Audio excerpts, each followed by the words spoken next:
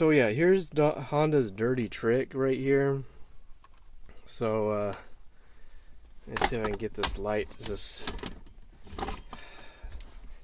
If there's anything that's metal in this car, okay, there's one part that's metal and not plastic and aluminum.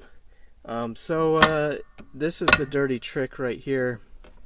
Is this left cable goes on the left side of this aluminum bracket, and the right cable goes on the right side of the aluminum bracket.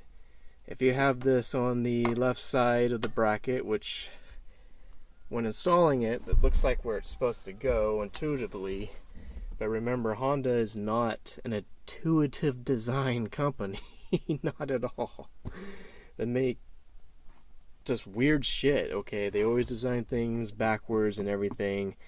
It's just, that's Honda, you know? That's the Honda design philosophy. Make it backwards. And make it crack. Make it crack and make it backwards. That's Honda's philosophy for design and engineering. But yeah, you will bend your cables just like you've seen earlier, the aftermarket cables. So